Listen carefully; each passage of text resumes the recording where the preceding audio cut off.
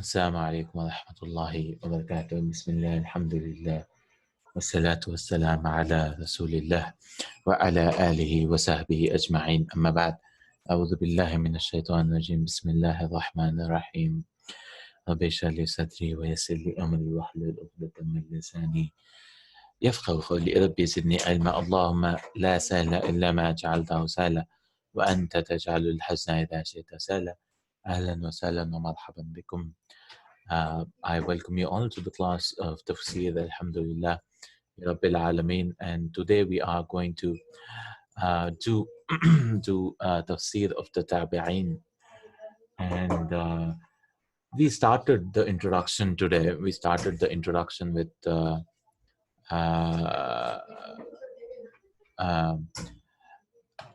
with introduction where he started speaking about that all praise be to Allah subhanahu wa ta'ala, who created the heavens and the earth, who started the creation with hamd, and he ended the creation with also hamd. Then he went on to say that it is the responsibility of ours to explain the Qur'an and to understand it, right? Not like the previous generations where they rejected the Qur'an totally, and they threw it, rejected their books, whichever they got, and threw it behind their backs. And so our duty is to understand it, to expound it, to understand every word of it, inshallah ta'ala. Then he goes on, last time which we started, that is the usul tafsir, the sources of tafsir, where he gets his, where the actual tafsir should come from. So we learned that the tafsir should be from the Qur'an, because parts of the Qur'an explain the parts of the Qur'an. And then the Sunnah, and then if you don't find anything in the Sunnah, then we go to the Sunnah, and then after that, if we don't find anything, then we go to the companions. He brought two companions, Abdullah bin Mas'ud and Abdullah ibn Abbas. Today we will continue with tafsir of the Tabi'een, and because if we don't find anything from the Quran as well as the Sunnah and the Tabi'een, then and the companions, then we go to the Tabi'een. Then we go to the Tabi'een and the tafsir of the Tabi'een. So let's begin today, inshallah, and read what he says about the tafsir of the Tabi'een. He says, مكانة التفسير التابعين. He says the position of the tafsir of the Tabi'een. So who are the Tabi'een? Tabi'een are the ones who are the followers of the Prophet prophets, followers of the companions of the Prophet sallallahu alaihi wasallam. That is the next generation of the companions, right? Like the Prophet sallallahu alaihi wasallam says, خير القرون قرني ثم الذين يلونهم ثم الذين يلونهم. The best generations are the best generation is mine, and then the ones who follow them, then the ones who follow them. So what is the makana, the position of their tafsir? Should we use the tafsir of the Tabi'een, or shouldn't we use, right? Should we use them, or should we not? So faslun, the faslun is a chapter. The chapter إذا لم تجد التفسير في القرآن ولا في السنة ولا وجدته عن الصحابة. Right? إذا لم تجد التفسير, if you don't find anything in the Quran. So he says, when unable to find the tafsir in the Quran, the Sunnah, or with the companions, right? You don't find anything in the Quran or the Sunnah or the companions. Then what happens? The scholars then look to the tafsir of the Tabi'een, right? فقد رجع كثير من الأئمة. Right? A lot of scholars, what they did was they went to the Tabi'een. في ذلك إلى أقوال التابعين. They went to the Tabi'een. They went to the أقوال of the Tabi'een. Right? They went to Tabi'een, the followers of the companions. They went to the Tabi'een. That is the second generation of Islam. Who are the Tabi'een? The second generation of Islam, such as Mujahid. Right? Mujahid is a legend, is a scholar, great Tabi'i scholar. Mujahid. Right? كمجاهد ibn Jabr. He's Mujahid ibn Jabr. Mujahid ibn Jabr, who was a wonder himself in tafsir. Who was what? فإنه كان آية. So what does ayah mean? Ayah means he was a sign. He was a wonder in fit tafsir. Mujahid. So many times he will say, Mujahid said this, Mujahid said that. Right? And we get in the future Mujahid, Qatada, and so on. And as Muhammad ibn Ishaq said, as Muhammad ibn Ishaq said, كما قال Muhammad ibn Ishaq, Muhammad ibn Ishaq said that the tabi'een, the followers of the Prophet sallallahu alaihi wasallam, Muhammad ibn Ishaq said that Abban ibn Saleh, Abban said that Mujahid said. So who is Mujahid? Is a follower of the companion of Prophet sallallahu alaihi wasallam. He said, what does Mujahid say about the tafsir? حدثنا عبان عن مجاهد قال عرضت المصحف على ابن عباس 3 عرضات من فاتحته إلى خاتمته. I presented the Quran. What he says was, I reviewed the Mus'haf. I reviewed. So عرضت is, I reviewed the Mus'haf, the Quran, على ابن Abbas. So we learned in the previous class that Ibn Abbas was a great scholar of Tafsir radiallahu anh, right? Ibn Abbas and Ibn Masud is what we learned last time, right? And so what he says, his student, Ibn Abbas, is one of his students was Mujahid. Mujahid, whose tafsir we are learning it. I mean, whose aqwal many scholars return to, right? And he says 3 times he went from the Fatiha to the end, from the beginning to the end. He reviewed the Quran, and each and every ayah, min Fatiha ila أوقفه عند كل آية. I stopped at every ayah منه أسأله عنها. Then I asked about it. What does this mean? What does that mean? So every verse, 3 times he asked to Ibn Abbas, right? And asking about each and every ayah. So this is the tabi'een who used to sit for the Quran, and for every words they used to ask about this, about that, and all that, right? About this, what does this word mean? What does that word mean? Because we need to have a correct interpretation of the Quran, right? Correct interpretation. Also, about Mujahid, he goes on to say, Wadawa Ibn Jarir. Ibn Jarir says that, and Ibn Mulaika. Ibn Mulaika said that, Ra'aytu Mujahidan. I saw Mujahid Sa'ala Ibn Abbas. Right? He asked Ibn Abbas, the companion of the Prophet Sallallahu he asked Ibn Abbas, and tafsir al-Quran wa ma'ahu alwahuhu. Right? And tafsir wa ma'ahu alwahu. And he had a lot of alwah. Alwah, what is alwah? Alwah is the tablets, because previously they didn't have papers, right? Or you can say papers also, but they used to write on tablets and on sheets, on leather, and so on. Paper came a lot like 300, 400 years later, or 500, I don't know, right? From China, we got it first in the Abbasid, they got paper. So, so they had alwah of the Quran. Ibn Abbas would say to him, so what does Sa'al ibn Abbas and tafsir al-Quran wa ma'ahu alwahuhu qala fayaqulu lahu Ibn Abbas. So Ibn Abbas used to say to Mujahid, so they used to sit down and write, uktub hatta sa'alahu an tafsir kullih. Right? He used to say, right, until Mujahid asked him about the entire tafsir.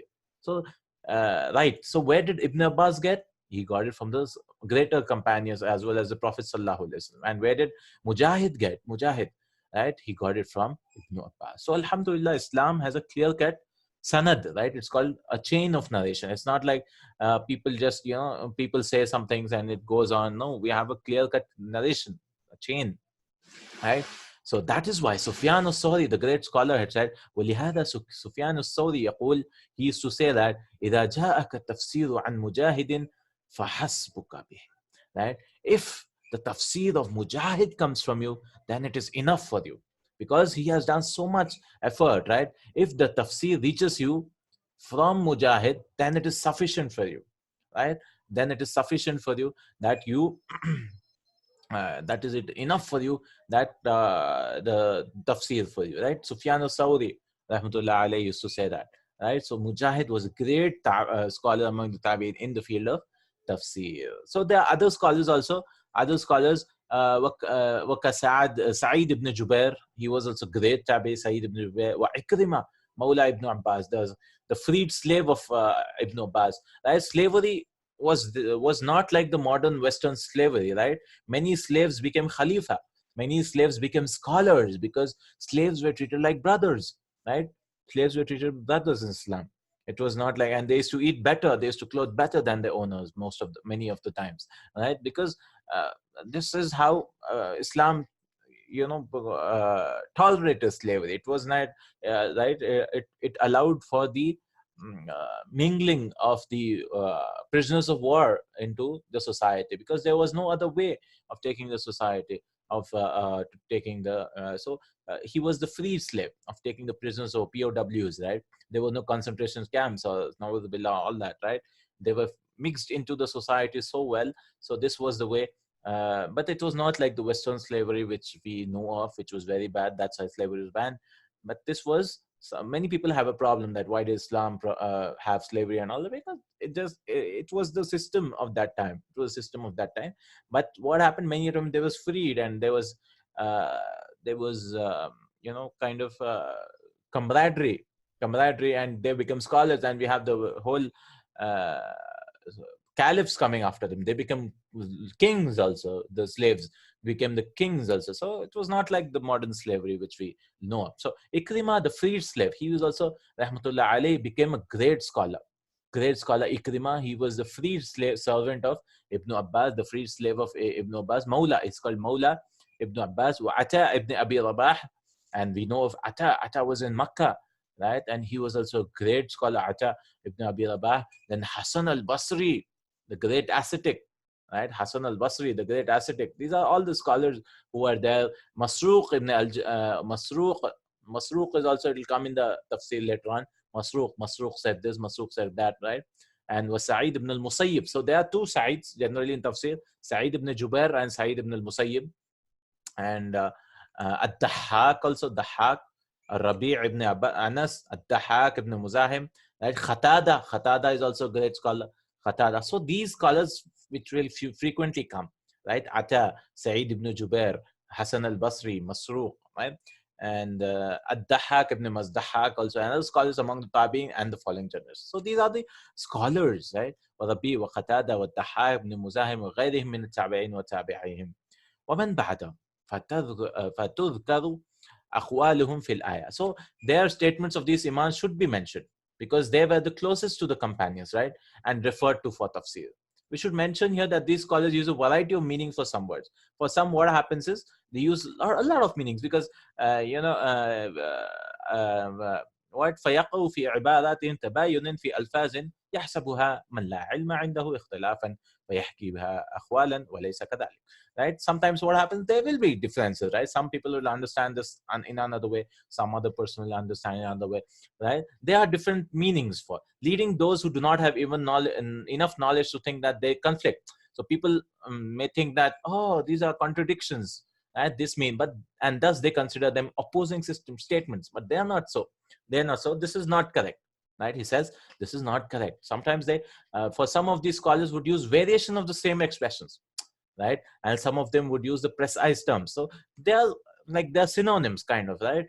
فإن منهم من يعبر من شيء بلازمه أو بنظيره, right? By using precise لازمه, the precise statement, or بنظيره, the synonym kind of things, right? The same expressions, right?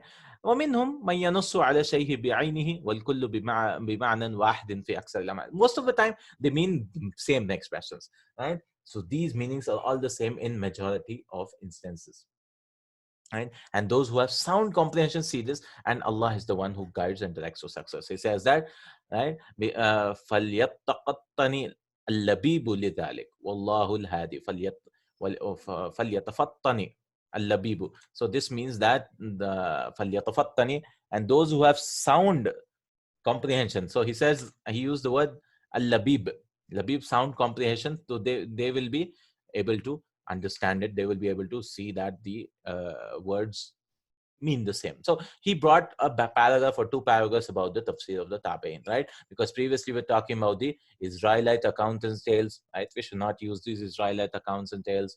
Then, right, we should not use them. Then he talked about the scholars of the Sahaba. The next thing he talked about was the Tabi'een, tafsir of the Tabi'een. Like, we have so many big names. There are luminaries in tafsir, Mujahid, Qatada, right? Mujahid, Qatada, and Sa'id ibn Musayyib, Sa'id ibn Jubair, right? Ata ibn Abi Rabah, Hassan al-Basri, right? All these people are statements, their statements are taken, are to be considered because they were the closest to the companions. They were the closest to the companions, and the companions took this. So the chain goes like this: the companions, like the Prophet Sallallahu Alaihi Wasallam, the Quran was revealed on him, and he he explained some of the verses, like Allah himself explained various verses from the Quran. Then we move to the Sunnah. Prophet Sallallahu explained various verses, and that too after asking Allah subhanahu wa ta'ala, of course, because he has wahi ghair matlu. He has because wama yantiqu anil hawa. Prophet Sallallahu never says anything about the Quran or the Hadith from his desires, right? In huwa illa wahyun yuha. Everything what he says is a revelation, And then we go to the companions, and big among the companions, he named two of them, Abdullah ibn Abbas and Abdullah ibn Mas'ud. And then the tabi'een, Sa'id ibn Jubair, Ikrima, right, Ata, and Mujahid, right? And Mujahid, like Sufyan al-Thawri said, if the tafsir reaches you from Mujahid, then it is sufficient for you. So these are the names which will keep coming in the future, right? Mujahid said this, Hassan al-Basri said this, right? Which we will have them mention frequently in the future, inshallah ta'ala. The next topic he talks about in his introduction is tafsir by mere opinion. And this is a very dangerous thing. Giving a commentary on the Quran by ra'i is opinion, by your opinion, right? Giving the tafsir bil ra'i. فأما, so he says, as for tafsir al-Quran bi mujarrad al-ra'i faharamun, right? The tafsir of the Quran just by opinions, by mere opinions, is prohibited. It is prohibited. فَحَرَامٌ عَلَيْكَ, right? It is prohibited to indulge in tafsir by mere opinion. Nobody should do this, right? It is prohibited to go by, oh, I think this. And this is what happened. Recently what happened was, one of the brothers, may Allah guide him, he said that the Ya'juj and Ma'juj, which is mentioned in the Quran and the Hadith, are Western Europeans, right? I mean, he came out from this concept, right? Also, we know that they will come after Isa alayhi salam and after the Dajjal. Ya'juj and Ma'juj will come, but they said no, they have already come and they're Western Europeans. And because he says, because these are the historical facts and this, that, and all that. That is what, when you place the intellect above the Quran, we just keep running about it, right? Running about it, and this is what happens when you put our opinion above what Allah subhanahu wa ta'ala and the Prophet said, because we want to understand everything, and we want to go to the historical facts and this, that, and think that we are the utmost, we are amazed by ourselves, right? Also, our opinions are many a times they are baseless, right? They don't have any base. So it is, so he says that tafsir by ra'i is haramun. It is haram, and he quotes evidences for that. Why is it haram? Why is it haram? Lima rawahu Muhammad ibn Jarir rahimahullah ta'ala and Ibn Abbas. So Ibn Abbas says the Prophet said, right? So how did we get? He said he brings the chain Muhammad ibn Jarir. Ibn Jarir, he frequently brings Ibn Jarir Tabari. His is the classical tafsir, tafsir al-Tabari it's called. He mentioned that Ibn Abbas said that the Prophet said, "Man qala fil Qur'ani bi ra'yihi aw bima la ya'lam falyatabawwa maq'adahu min an-nar." Right? He said that man qala fil Qur'an bi ra'yihi, whoever explains the Quran with his opinion, right? Bi ra'yihi aw bima la ya'lam, or with something that he has no knowledge of. He has no knowledge about it. فَلْيَتَبَوَّأ. What he should do is make up, then let him assume his seat in the fire. So Prophet ﷺ said it is prohibited that anyone, فَلْيَتَبَوَّأ مَقَعْ. Maqad is a place. He should reserve his place in the fire, minan nar, in the fire. And this hadith is in Tirmizi, Nasai, Abu Dawud, and this is Hasan. This hadith is Hasan. Hada hadithun Hasanun. So he says that because man qala fil Qur'an bi ra'yi, whoever says of the Quran with his opinion, or he says something which he doesn't know about, he just says something or the other, فَلْيَتَبَوَّأْ مَقْعَدَهُ مِنَ النَّارِ. So he should take a seat in the hellfire. Na'udhu billahi min zalim. Allah protect us. And then he says, as-sukut, this is, he brought one evidence for that. Then he says, as-sukut an tafsir ghayr ma'lum. Silence is better if you don't know about it, right? Silence. We should be silence about it. Explaining of what one has knowledge of, silence otherwise, right? This is what Islam teaches. If we don't know anything about it, we should not say something, right? We should say, I don't know, right? La adri. And he brings evidences for that the Sahaba, when they were asked difficult questions or things which they didn't know about, they used to say, I don't know. Yes, so I didn't know. So he says, ولهذا تحرج جماعة من السلف. تحرج is they to refrain, they to stop. تحرج, they to stop from عن تفسير ما لا علم لهم به, which they had no knowledge about, because everyone cannot know everything, right?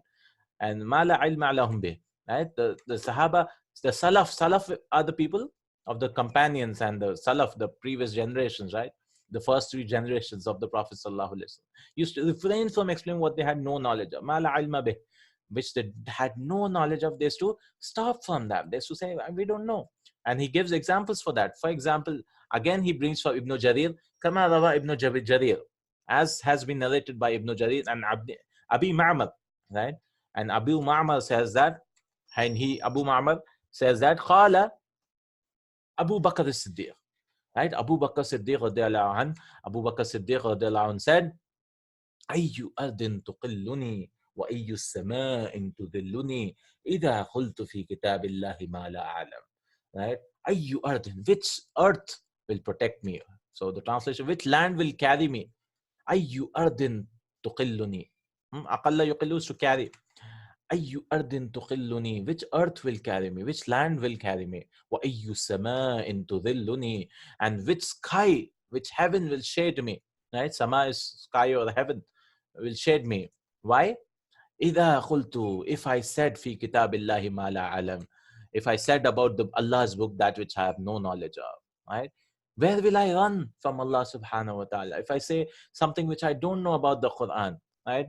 أي أرض تقلني وأي سماء تذلني إذا قلت في القرآن ما لا أعلم, right? إذا قلت في كتاب الله ما لا أعلم. What if I say something about Allah's book of which I have no knowledge of, right? So this is how they used to get scared.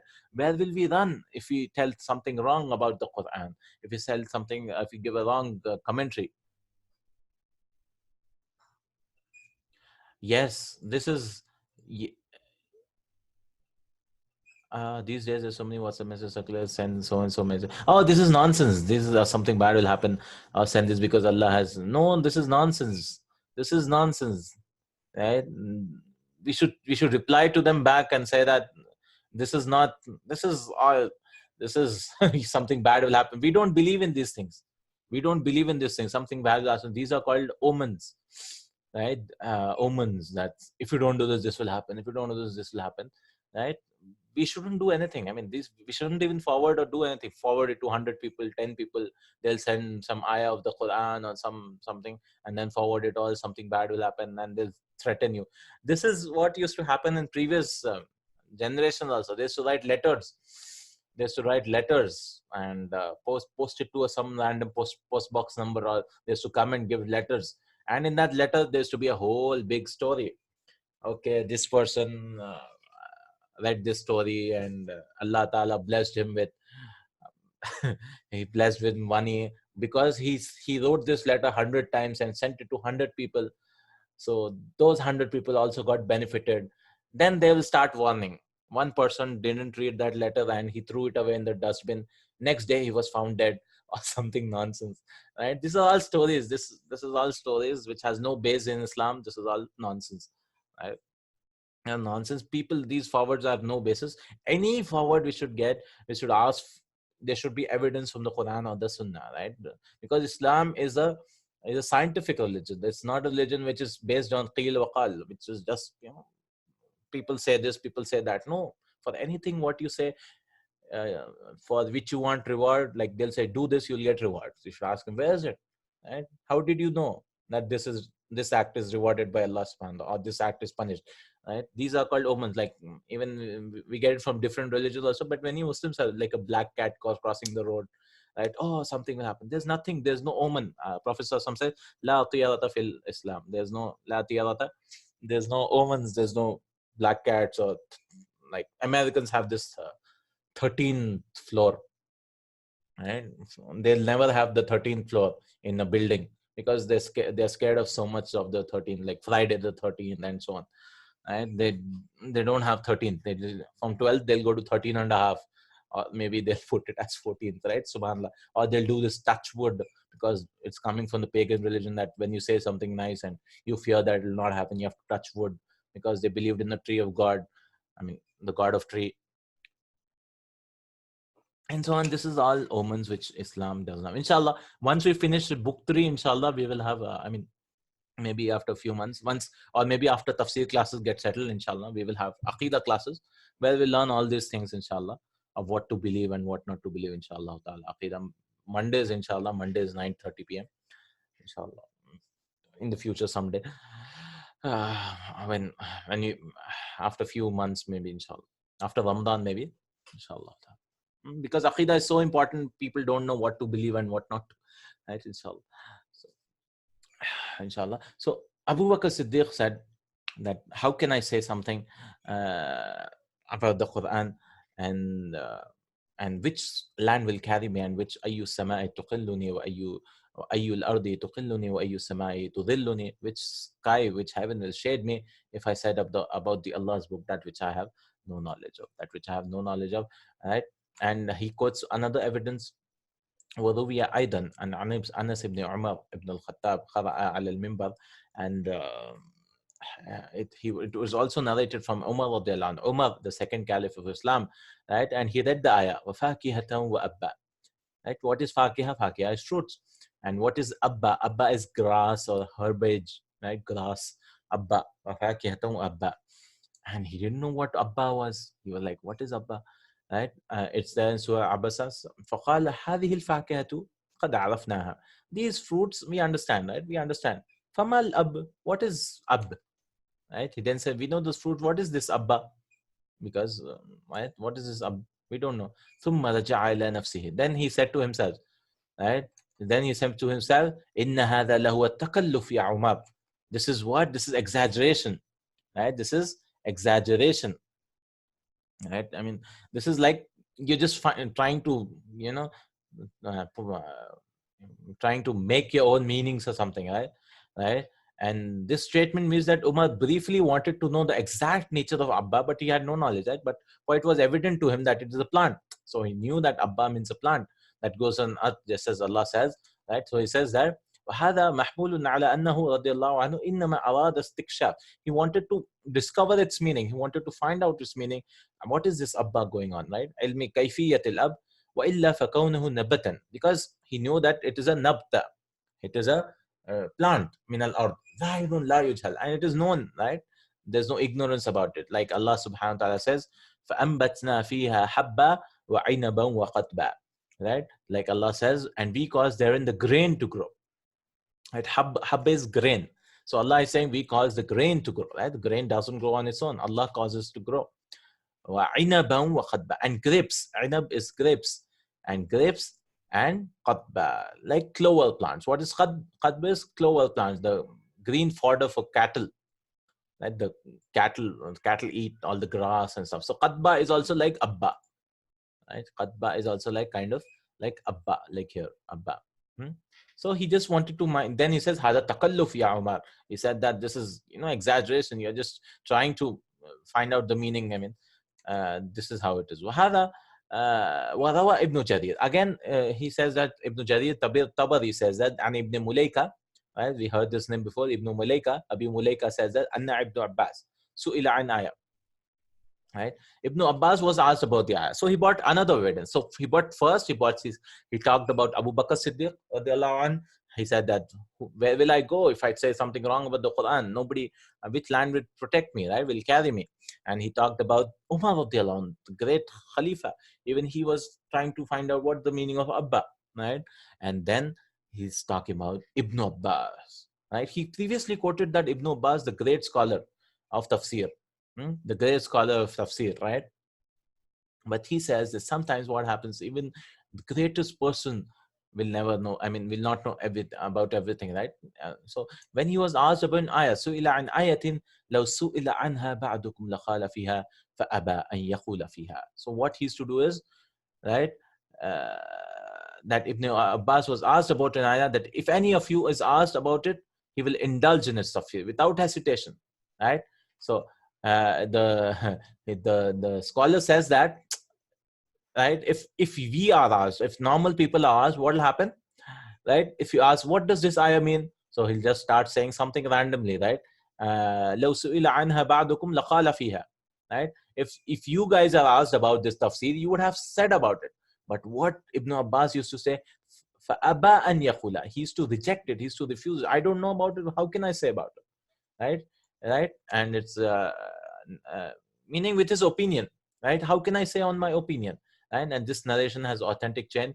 And he also narrated that Ibn Mulaika said, and there's another evidence that وروى أيضا عن ابن أبي مليكة قال سأل رجل ابن عباس. So one man asked Ibn Abbas, يوم كان مقداره ألف سنة.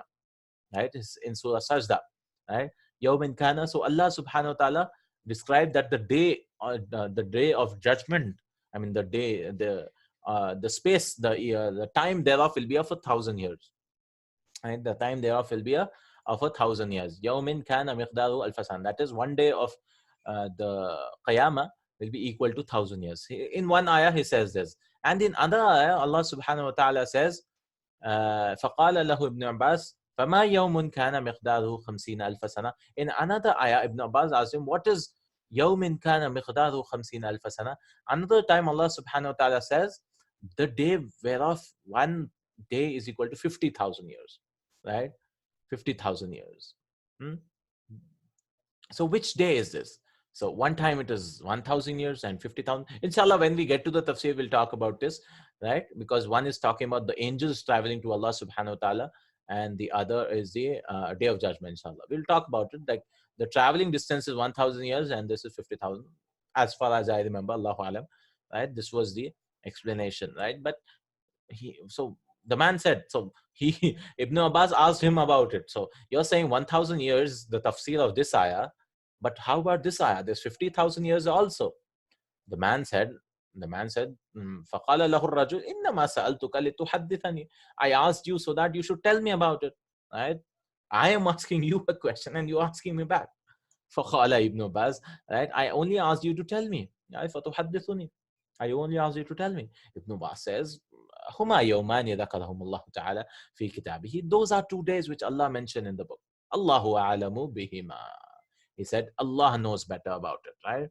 So he says what? There are 2 days that Allah mentioned in his book, right? Allah has mentioned in his book and he has better knowledge about it, right? I don't know about it. That means Allahu Alam is I don't know about it. So what he wants to tell that even Ibn Abbas anhu, right, didn't said Allah better has better knowledge about it, right? He mentioned 2 days and Allah has better knowledge about it. فَكَرِهَ إِن يَقُولَ فِي كِتَابِ اللَّهِ مَا لَا يَعْلَمُ.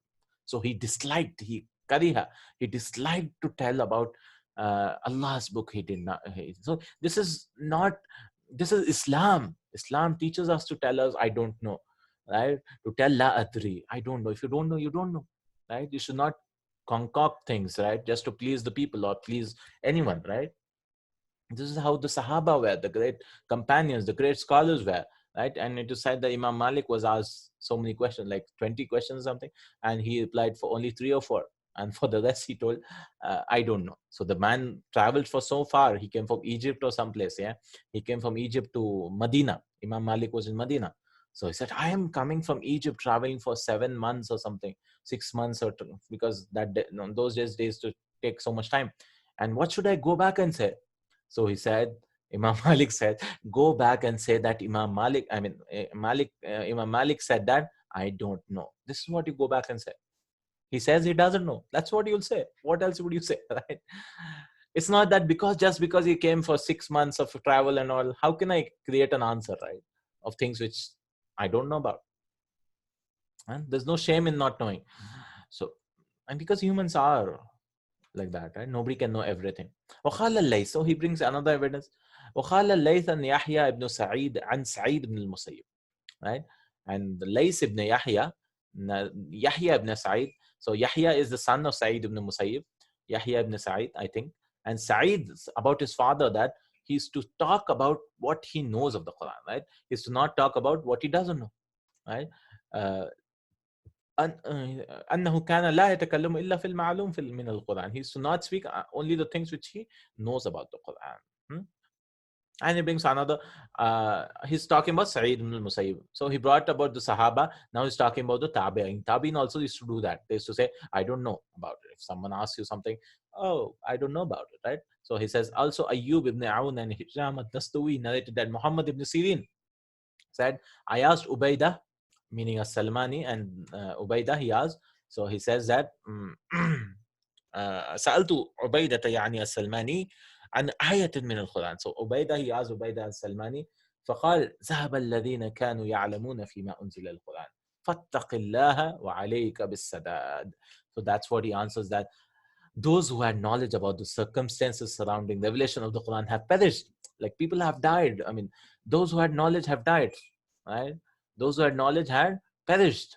So fear Allah and seek the right way. Seek the right way, right? So that means he didn't know about it. He said that those who had knowledge have passed away, the companions. So seek the right way, seek the right way, man. And even Masruq used to say, ولا الشعب عن مسروق قال اتقوا التفسير فإنما هو الرواية عن الله. He used to say, fear the tafsir, avoid tafsir, right? Don't just say with your opinion. So why is he telling all these things? That so that a person doesn't put his opinion into the Quran, right? Saying that, oh, I think this is what it means. I mean, by mere opinion, I mean, without any base, right? Avoid total tafsir because it is narration related to Allah, right? Because you are saying that Allah said about it. So when you're commenting on the Quran, that means Allah said. That is what you're saying, right? What Allah means, that is what you're saying, and that is a big thing to say that Allah is saying, subhanahu wa ta'ala. So he says that فهذه الآثار, these narrations الصحيحة وما شاك لها عن الصحابة وأئمة السلف, and these are the narrations from the Sahaba and the great scholars, محمولة على تحرج, which to stay away, to refrain from, and kalam is discussion, right? You know, mere opinion. These authentic narrations from the companions and the imams of the Salaf testify to the hesitation. They used to hesitate to indulge in the tafsir of what they have no knowledge of, right? To tell that, oh, to just, sit and talk about, oh, this means that, and this means this, and those, and all that, right? Right? As for those في تفسير بما لا علم فأما من تكلم بما يعلم من ذلك لغة وشرعا فلا حرج عليه.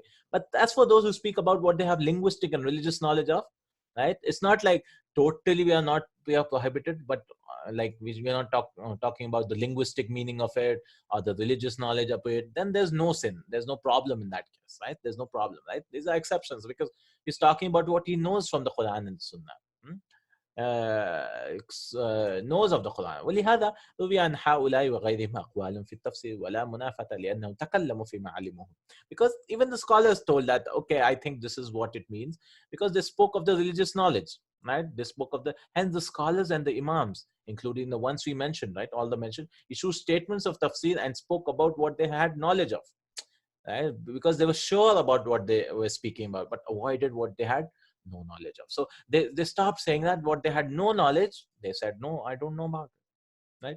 So this is what we should refrain from. We should refrain from by saying about what we have no knowledge. Was sakatu amma jahiluhu. What they didn't know, they became silent. They became silent. وهذا هو الواجب على كل حد. This is obligatory on everyone. فإنه كما يجب السكوت عما لا علم له به فكذلك يجب القول فيما سئل عنه. So he says that this should not stop, right? He's fearing that, okay, I said that we should be silent about what we have no knowledge was, but the opposite is also true. Wajib, it is compulsory. If someone asks you about the Quran and you have knowledge about it and you don't tell, so he says that just as everyone is required to convey the knowledge that they have when they are asked, right? It is mandatory to say. You cannot hide the verses. As Allah says, لَتُبَيِّنُنَّهُ لِلنَّاسِ وَلَا تَكْتُمُونَهُ, to make it known and clear to mankind, right? If anyone has knowledge, he should not hide it and not to hide it, right? He should not hide the verses of the Quran because knowledge is not to be hidden. But we should refrain from going to the other extreme, which is to speak about things which we have no knowledge about. Also, a hadith narrated to several strange side. There's a hadith also. Man su'ila an ilmin fakatamahu uljima yawm al-qiyamati bi'ljami min an-nar. Whoever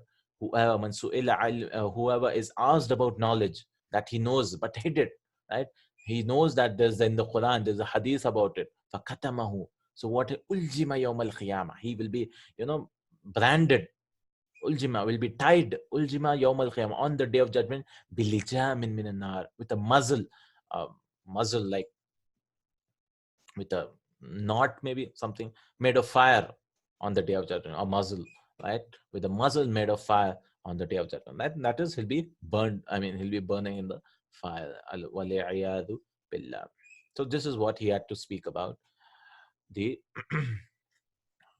opinions, right? So he talked about opinions, right?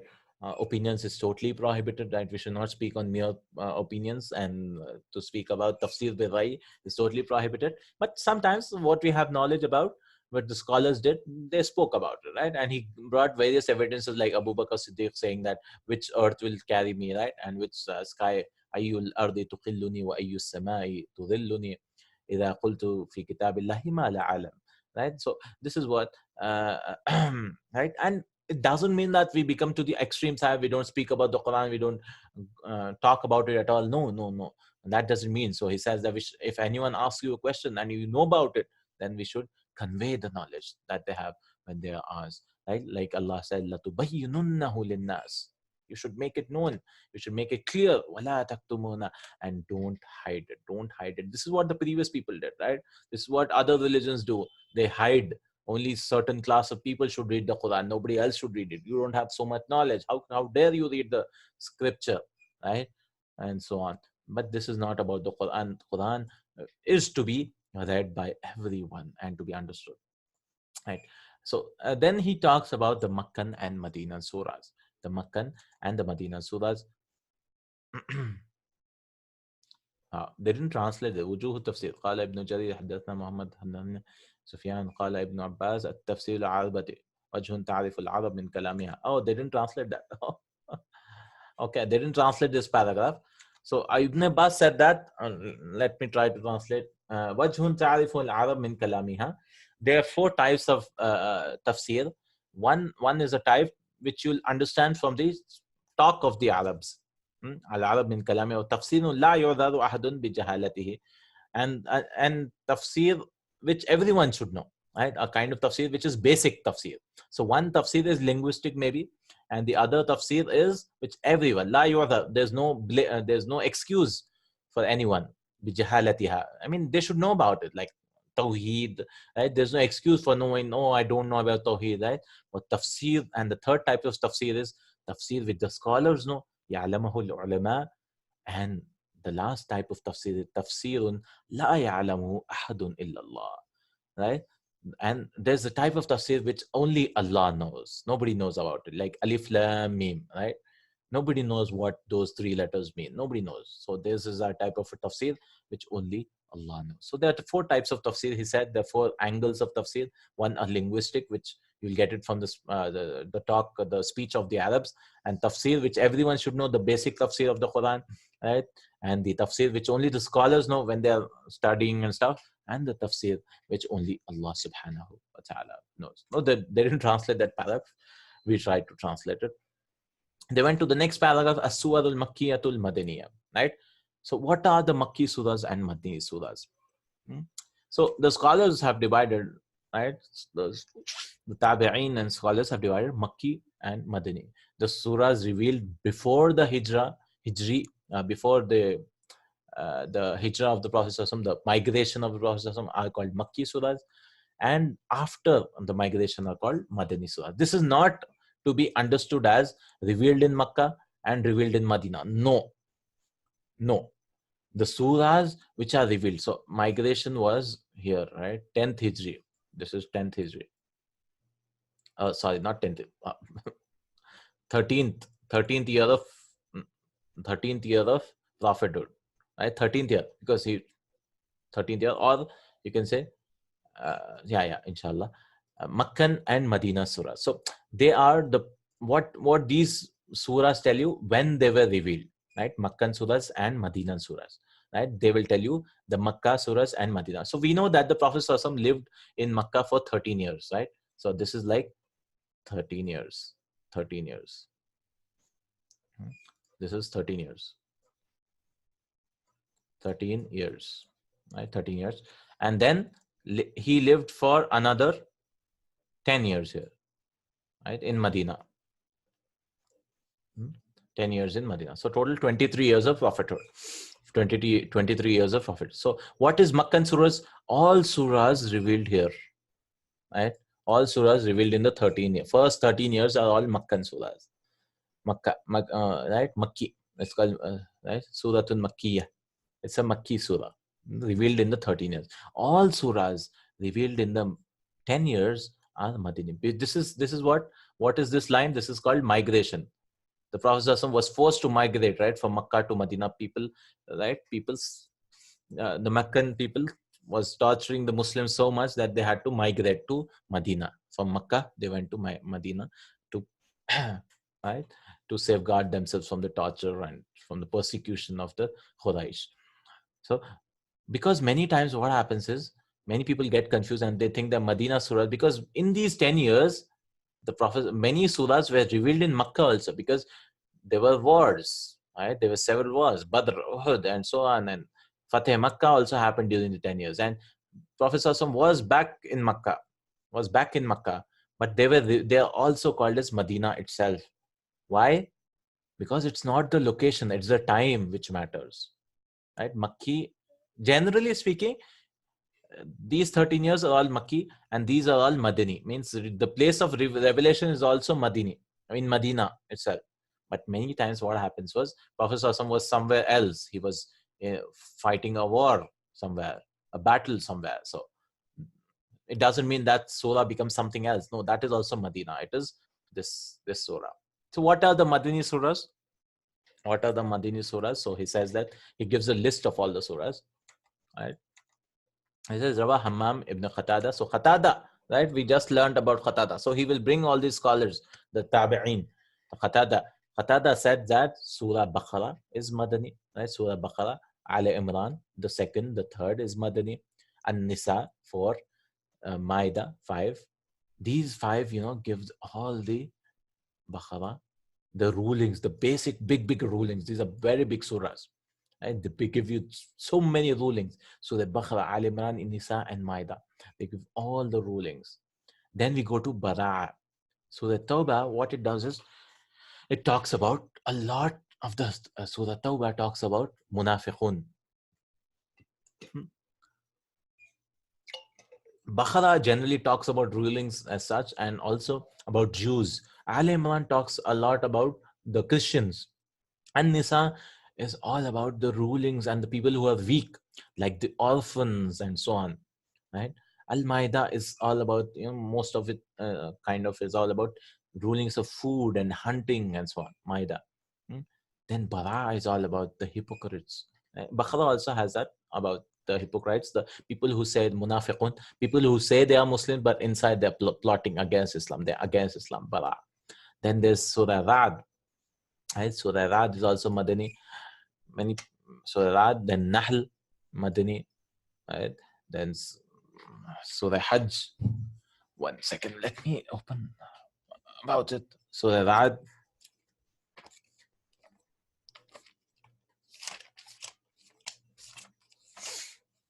Because I think Surah Ra'd is also Madani. Yeah. Surah Ra'd is Makki. And he says it's Madani. Oh, okay. Ibn Kathir says it's Madani from Qatada, but it is generally agreed upon that Surah Ra'd is Madani. Makki. Even Surah Nahl. So the 13th and 16th are Makki. Are Makki because the topics themselves tells us, right? Okay. Hajj, Surah Hajj is Madani. Of course, many people say it was revealed while the migration was happening. So Hajj is Madani. Surah Noor is also Madani. Of course, Surah Noor talks about the problems Aisha anha and her story and all that. Right? Ahzab also is Madani. Of course, the name itself says this is about the battle which took place, the Khandaq. Surah Muhammad is also Madani. Yes, Al-Fath is also Madani because Fath talks about the Fateh Makkah, the future Fath. Al-Hujurat is also Madani. Yes, Rahman is not Madani. Right, let me check. Rahman is not. So there are differences of opinion. Rahman is not 55. Because the topic is says, oh, it is Madani. Oh, so the Rahman is Madani. Okay, that's correct. So the Rahman is Madani. So the Hadid is also Madani. Rahman is Madani, subhanAllah. When we go to those surahs, inshallah, we'll speak a lot about it. Inshallah, Mujadila, okay, Mujadila, Hashr. All these are Mumtahina, As-Saf, Al-Jum'ah, Al-Munafiqun, Taghabun, and Talaq. Right? So these are, let's get a clear list. Let's get a clear list of these surahs. Madani surahs. Right? That's all Makki. Right? Madani surahs. Right? What is, how many are there? 26 surahs. 26 surahs, Madani surahs. 20 surahs. So he says 26 surahs of Madani, rest all Makki. That is Surah Al-Talaq. Ya ayyuhan nabiyyu lima tuharrimu ma ahlallahu lak. O Prophet, why do you prohibit this? He just says, Iza zulzilatil ardu zilzalaha. This is also Madani. He says, Iza ja'a nasrullah. The rest were revealed in Makkah. So Makkan, the rest, all the surahs, so 26 surahs are agreed upon today, right? So the rest were revealed in Makkah. So some are like problematic, like Ar-Ra'd and Nahl, right? Ar-Ra'd and Nahl. So the numbers are 2, 3, 4. So the Baqarah, so Al Imran, so the Nisa, Ma'idah, right? Then some people say, yeah, Tawbah, Hajj, Noor, then Muhammad, and so on. So 26, 27 surahs which are revealed. For some, there are few issues, but as of now, there are no issues, alhamdulillah, because when we go to the surah, we'll talk about is it Makki or is it Madani, right? Every surah, he will talk about it, inshallah ta'ala. Then he goes about the number of the Quranic ayat. Number of the Quranic ayat. Adadu ayat al-Quran al-Kareem. How many ayats are there? Ayats are there. This is it is very famous that many people said there are 6,666 ayat. That is wrong. Right? 6,236 is what the true number is, because many people count it different ways and so on. As for the count of فَأَمَّا عَدَدُ آيَاتِ الْقُرْآنِ الْعَظِيمِ فَسِتَّةُ آلَافِ آيَةٍ. It is agreed that there are 6,000 ayat. Sittatu, at least 6,000, right? 6,000 ayat. Now, some people count, oh, this is half and something. There's a difference of opinion over this count. Some said the number is 6,000, while some added 204 ayat. Some say 6,204, and some added 14. Some say no, 6,014, and some added 219. Some said no, 6,219. While some others added 225. This was that time 626. Furthermore, others had 236. This is what we agree, 6236, right? Verses in the Quran, I think. Let me just confirm. Verses 6236 is the number. Now agreed upon, inshallah. Quran. Total number of verses is, when you start counting like 286 and 6236 is the agreed upon, alhamdulillah, now number. But he said previously they used to count 2 ayats as one, or some said 1 ayat is half of it. So now we have agreed, alhamdulillah, 6,236. Not 6666, please. Many people say that because that was, I think, promoted by the Christians, because they say 666 is the number of the beast, the Dajjal. So that's why it became famous that it is 6,666 verses. No, it is not. It's 6,236. People can start counting the one, right? 7 ayats of Surah Fatiha, and then 286 of this, and 200 of Surah Al Imran, then 176 of Nisa, and so on. They can go on counting, 120 something of Maida. If you total them all up, we get 6,236. And this is in his book Al-Bayan. Number of words and letters. People have counted the number of words and letters also, right? This is not so important, but he just gives a brief summary about it. Adadu kalimati wa hurufi wa amma kalimatu faqal al-Fadl ibn Shadan. As for the numbers and the words, Al-Fadl ibn Shadan says that Ata ibn Yasar, not Ata ibn Rabah, the other Ata, says that 77,439 words. I'm not reading the Arabic because these are all numbers. He says 77,000 words. As for the number of letters of the Quran, Abdullah ibn Kathir said that Mujahid counted, right? Mujahid counted.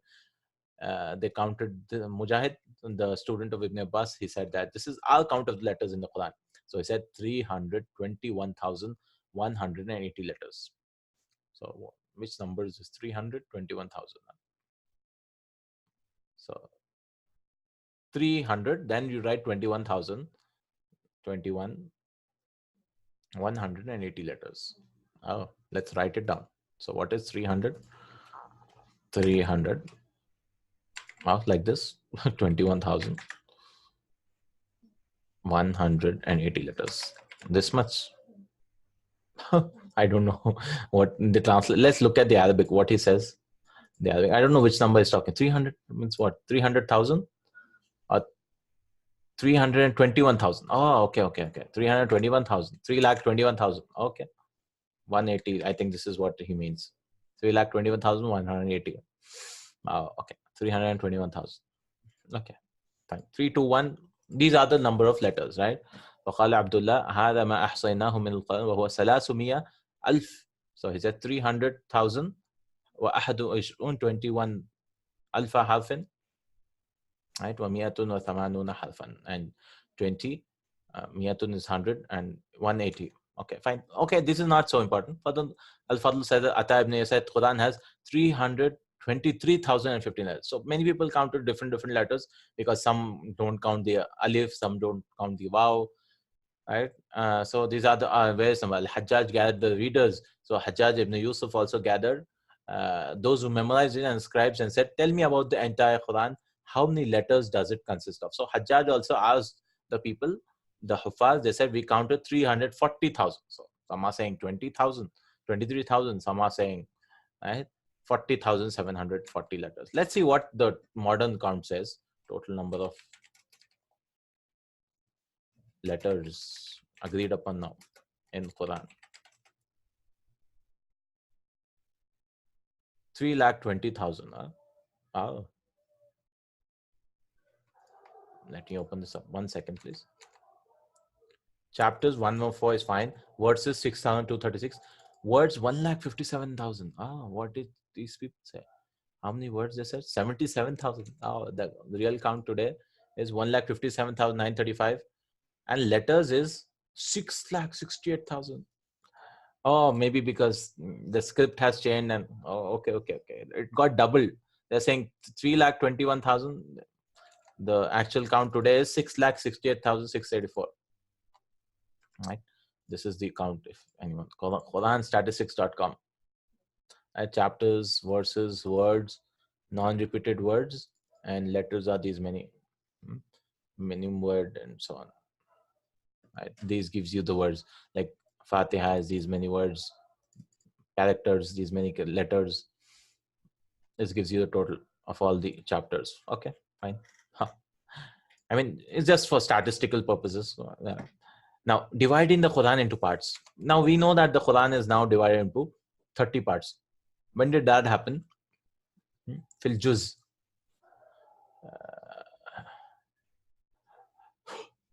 When did it happen? So, Hajjaj ibn Yusuf again then said, tell me where the middle is. Not these parts. This was this is like the manzil which you find the below. They found that the middle is waliyatulattaf. This is in Surah Kahf, right? The middle of the Quran. When the words were counted, the middle word comes in waliyatulattaf in Surah Kahf, ayat number 19. Right? So it is written big nowadays also. Well, the third is the 100th ayat of Surah Bara'a, and the second third ends at 100. So he divided into 3 parts, I think. The first third, second third, and the third, right? One third, 2/3, and 3/3. 1/3 stops at Surah Bara'a on the 100th ayah. The second third ends at the 100th or the 100 of Surah Shura, 2600, and the last end at the end of the Quran. So this was divided into 3 parts. So if anyone wants to recite the Quran in 3 days, that's what he should do. He should go from Surah 1 to Surah 9, 100 verses, then Surah 9 to Surah 26, 100 verses, and then from there, yeah, it's written in bold. Yes, waliyatulattaf. Yes, That's why it's written in bold nowadays. Because it's the word is the middle of the Quran. When they counted the word, this word is like the, before the word is equal and the words after that is equal, kind of. That's why they write it bold. That you have finished half of the Quran. That means you have finished half of the Quran, right? So let's finish the other half. That's why it's written in bold in Surah Kahf. Oh, naam, alhamdulillah. Right? That's like exact half, word wise. Right? Alhamdulillah. And many people divide into seven. Some people want to read in 7 days also, right? 7 days also. So they divided. You find it written in many mushaf. Manzil 1, Manzil 2, Manzil 3, Manzil 4. Right? This is recitation in 7 days or 3 days is good for those who are hafiz, because for them, when you continuously read, it becomes easier for you to read, and you can read so many juz in one sitting. Like you can say in 1 hour you can finish 3 juz, right? 20 minutes or 25 minutes, one juz, one part. So that was there. So he talks about the second, seventh, and third, seventh, and all that, right? It ends at which word? Ukulaha and Jalna, Mansaka, right? Surah Al-Ahzab, Surah Al-Fat, 7 days, 7 endings, right? And this is how he divides. Then he talks about, so we are not reading that because, I mean, it's not so important. Habitat, Ukulaha, I mean, the 7, where it ends, which verse it ends. Wama kana lim mu'minin, it ends at Surah Ahzab, Surah Fat, right? And Salam, we learned these facts in 4 months, and these people counted everything in 4 months. Some people said that Hajjaj used to read 1/4 of the Quran each night, right? Some people divide into 4 parts.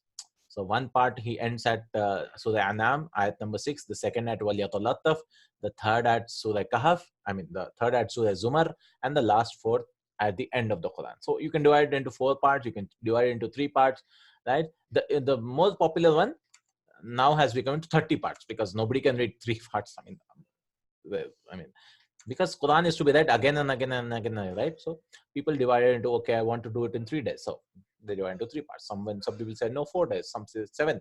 And now 30 days, right? We should finish. We should try to finish in 30 days. 30 days. That is one juz. Every day one juz. That's how it divided.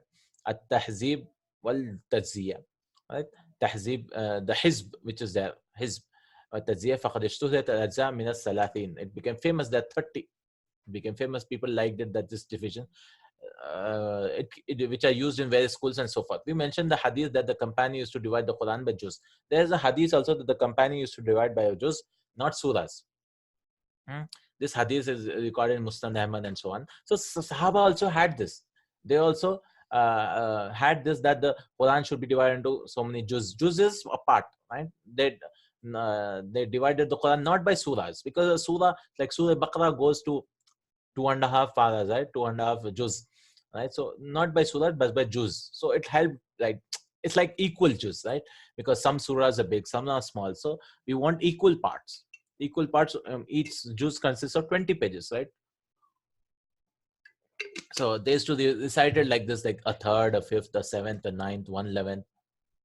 Juz means a part, not a chapter. Surah means a part. Juz means surah means a chapter. Surah means a chapter. Juz is just a part. Para we say in Urdu. One part, second part, pehla para, dusra and tisra and all that. Right? Alif Lam Mim, Sayaqul.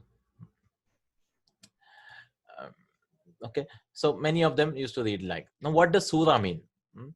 What does surah mean is it goes around. And then inshallah next week we can start with Surah Fatiha. Inshallah ta'ala. So this is the end of the introduction. Alhamdulillah. The meaning of surah. Yeah, alhamdulillah. The meaning of surah, juz is a part. We don't translate it as chapter, because surah is chapter. Because chapters should talk about a different topic altogether. Parts are just division of the whole Quran into various parts. Now what does surah mean? Ma'ana surati wa istiqaquha. So he talked about the verses and so technical stuff, right? How many verses, how many parts, who divided. Hajjaj was the one who started it, is said, right? So ma'ana surah, what does the meaning of the surah says? Surah, there's a difference of opinion. Some said surah. واختلف في معنى السورة مما هي مشتقها. What is this root letter? Right? A surah. It is not sad. With sad, it means a picture. With seen, it means a surah of the Quran. What is the original word? There was a difference of slight difference of opinion. فقيل من الإبانة والارتفاع. Right? Some said that the surah meant. It was said that the surah means elevation. Right? Something which is high. Right? Surah, which means something which is height, on a height, like something which is like on an elevation, something which is tall or something. Right? They meant that. And they got this from Nabigha. He had Nabigha was a poet. Alam tara anna Allah ataka suratan. Have you not seen that Allah had given you an elevation? See, he used the word surah. Before the Quran, I think Nabigha was, Jahiliyyah. Tara kullu malikin dunaha yatadabdabu. And you see every king below you. So maybe he praised some king or something. So every other king is below you. Yatadabdabu is below it. Every king is below you. Nobody is above you. So he's praising some king, I think. He says that when he was praising a king, Allah tara anna Allah ataka surah. Oh, this is read as saura or surah or whatever. So he used this surah in his poetry, this word, saying that Allah has given you elevation. Right? Allah. So they thought that okay, because he says so, surah literally meant before Islam as a elevation. Elevation. Some said that فكان القارئ ينتقل بها من منزلة إلى منزلة. Right? وقيل لشرفها وارتفاعها كسور البلدان. And surah also means a wall. Furthermore, surah implies that the reader is moving from one stage to another. Right? The surah means he's going from one stage to another, like he's going from Surah Baqarah to Surah Al Imran and so on. It was also said that surah means height, right? Like elevation, just like walls. We have walls, right? Surah. It comes in the Quran also, the word surah, the walls, the walls that surround the cities. Because the walls, what they do, they divide the cities, right? They divide the cities. So some said that no, the surah means it's like a wall. Like Surah Baqarah is one city, and then you go to Surah Al Imran, that is another big city, right? So, and so on. And the wall divides between the two. This is called a surah. And some said it was said that surah was called as such because it is a part of the Quran. Some said it is called Suratul Fatiha, Suratul Baqarah, because it is part, right? And compared to the word asr, which is referred to means whatever remains in the pot.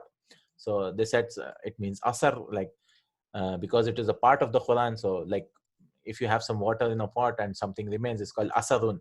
It's sa, I think. Asar, I think. Asar is what he wrote. Asar il-ina wa huwa al-baqiya. Some said like if you have a pot and you drank water from it and something remains before it, right? Baqiya, baqi, something remains baqi. So what you do, some said, because it is part of the Quran, it is from asar. Right? So the opinions like where that word came from, like the origin of the word. وَعَلَى هَذَا فَيَكُونُ أَصْلُهَا مَهْمُوزًا. And says that surah, in that the hamza was removed from it. Mahmuz, it was made mahmuz, so it became surah. It was also said it is complete and perfect, right? And like this, so لأن العرب يسمون الناقة تامة سورة. And because they used to call a complete camel as a surah. They used to call. So various origins of the word, right? Because a language has various meanings. A word could have various meanings. So some said it is a wall. Some said it is the remaining part of the water which was left, right? They used to call it surah. Some said, no, some tribes used to call it as a perfect, nice, awesome camel as a surah. Fakultu. What Ibn Kathir said, surah means collecting or surrounding parts. So he says the surah means collecting or the ayat in this case, just as the wall. He says the wall is correct analogy, right? The example of a wall is correct, just like the wall is surrounding the city, surrounds its homes and buildings. The plural of the surah is suwar, suwarat and surat. So he says like a wall, right? This is what he says, even I understand. Fakultu is I say, that is Ibn Kathir rahmatullah alayhi saying that من الجمع والإحاطة لآياتها كما يسمى سور البلد لإحاطته بمنازله ودوره. They protect the homes and stuff. So similarly, surah, the chapter itself protects the contents of it. Jamu surati, and the plural of surah is suwar. Surah of the Quran is called. The surahs in English, this is surahs of the Quran. بفتح الواو, that is suwarun. وقد يجمع على سورات. Some people say no, it is suwarat or surat or suwarat. Okay, but surah is more common in Arabic. Surah, the plural is suwar. Suwarun is what it is used, right? And he goes on ma'na al-ayah. Right? We have meaning of ayah and meaning of word. And does the Quran contain non-Arabic words? And that's it. This is what is the end. Inshallah, we will end with these three topics. What does an ayah mean? So we talked about a chapter, right? This is a chapter. What does a chapter mean? This is a surah. Surah means a wall or something which contains, right? Like one surah Baqarah and surah Al Imran and so on. What does an ayah mean? Right? Because ayah sometimes means the verse of the Quran, sometimes means Allah uses ayah as a sign, right? The ayah is the sign, right? It's a sign. It's a sign or pause, which we pause for every Alhamdulillahi Rabbil Alameen. That separates the speech before and after, right? It is like completion of it separates. It's not completion of a sentence as such, because several ayats, sometimes it's a whole sentence coming up, right? Because it's a separation, meaning that the ayah is separate from its preceding and following sentences. Like Allah says, it's a sign, inna ayata mulkihi, the sign of his kingdom, right? It comes in Surah Baqarah, inna ayata mulki, the sign of his kingdom.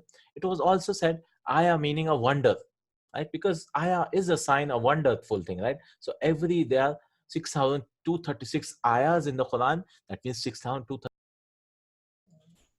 Right? It is said that 6,236 wonders in the Quran, right? Uh, like, because mankind is unable, to produce something like it. So they say that 6,236 wonders of the Quran. I mean, the verses. So ayah means so many things, right? It's not just a verse. It's a wonderful thing, right? Because mankind is unable to produce something like it, right? Mankind can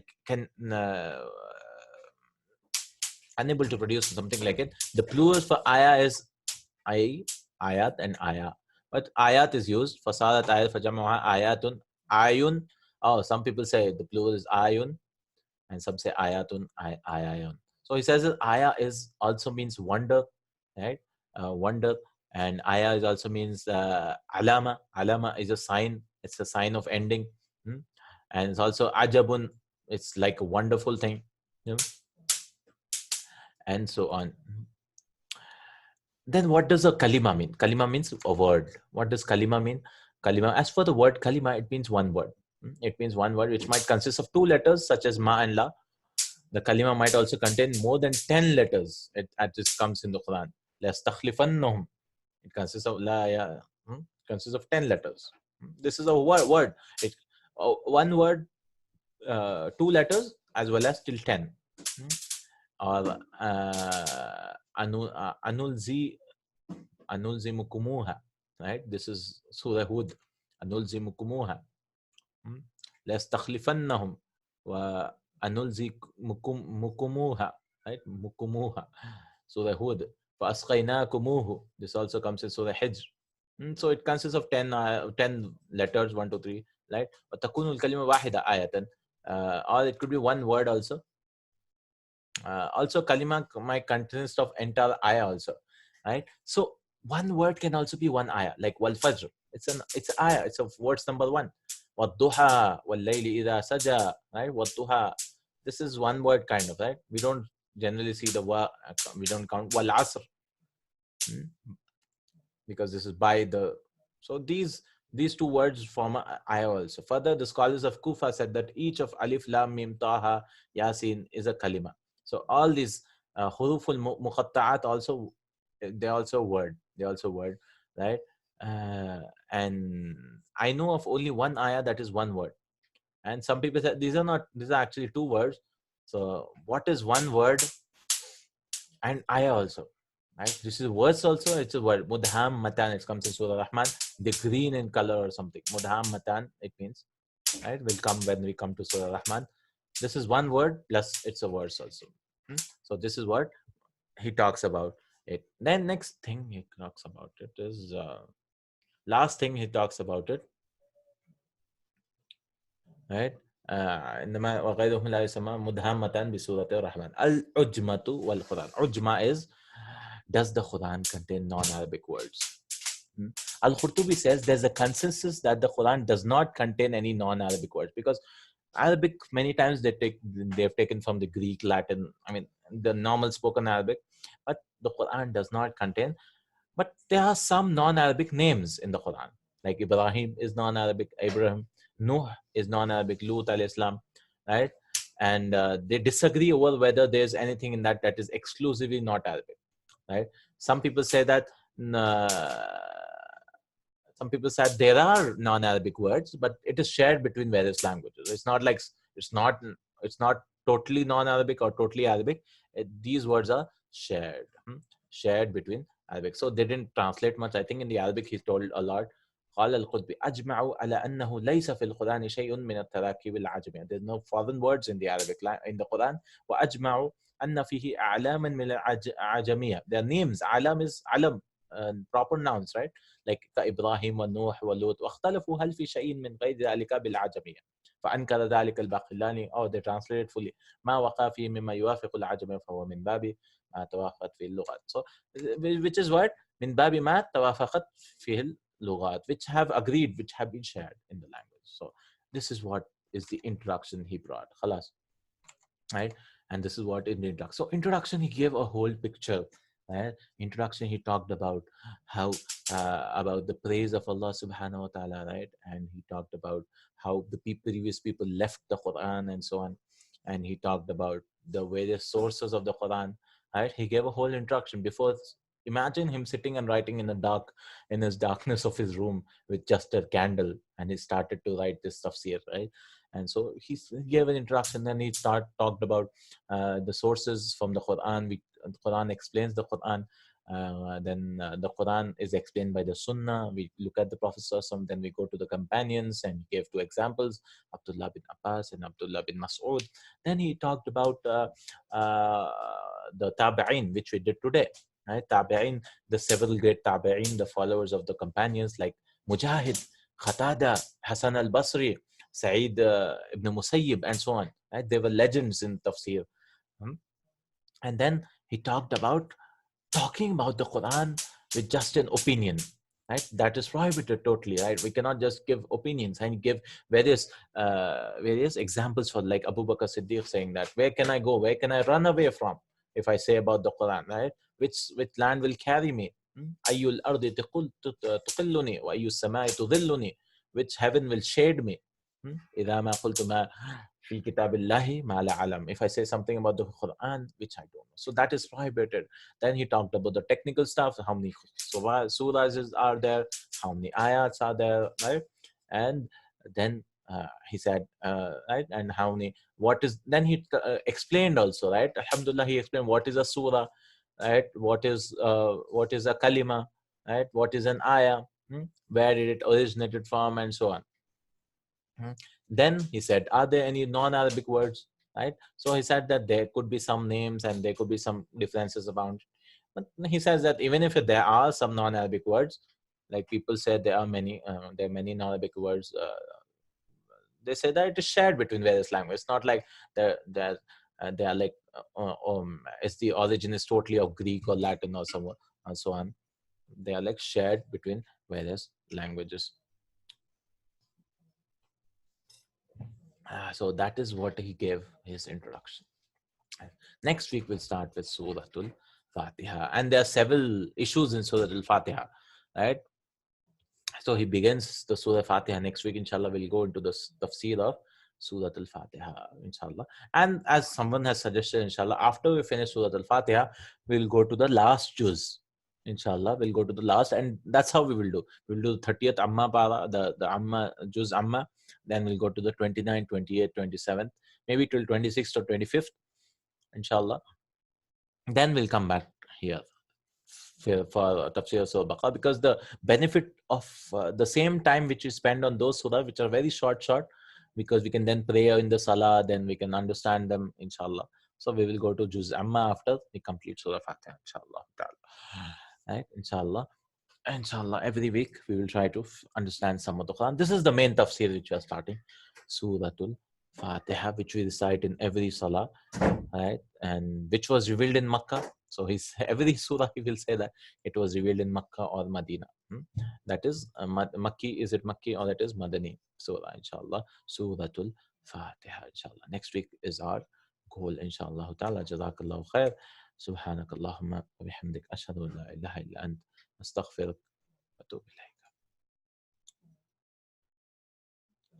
While reading the Quran, do we have to read in any order, or anyone can read it? Any surah can be there. No, any surah can be there. Any surah can be there. Even in surahs, sometimes if you read one part of it, it's fine. It's not like we have to read in order. No. We can just the reading the Quran, you mean, not in Salah. Oh, okay. Not in Salah, right? Normally reading the Quran, we can read any part of the it's not it's like, but when we want to complete the Quran, we start from the beginning to the end. We start from the beginning of it. Now, normally reading, when you want to complete it, like we want to complete the Quran, then we just start from Surah Fatiha. And in Ramadan, yes, you want to complete it, then you read from the beginning to the end. Yes, that's how we do it. When you want to complete the whole Quran, no, we just want to read some parts of it. That is totally fine, right? We just jump. We read from Surah Baqarah and then go on to Nas, Surah Baqarah to Nas. In Ramadan and all we do, but in Salah there's no requirement. We can read any surah which we memorized, right? So one first, then last. No. We should try to read all in order, inshallah. That is how we complete the Quran. We don't go like this: one first, then last, then second last, then third last. No. We should read, inshallah, in the order. Surah Baqarah, Surah Al Imran, Surah An-Nisa. Then, inshallah. Because we don't then come to the middle and then we end the Quran, right? What will happen is then after one you will come to the 15th juz, and then the 15th juz, and then you'll come to the middle and then it'll be over, right? But Quran did not end there. Quran ended in the 30th juz, right? In the end, so the Nas is where it ended, inshallah ta'ala. So we should read in order, inshallah. Jazakallahu khair. Subhanakallahumma wa bihamdik. Ashhadu an la ilaha illa ant. Astaghfiruka wa atubu ilayk. Assalamu alaikum wa rahmatullahi wa barakatuh.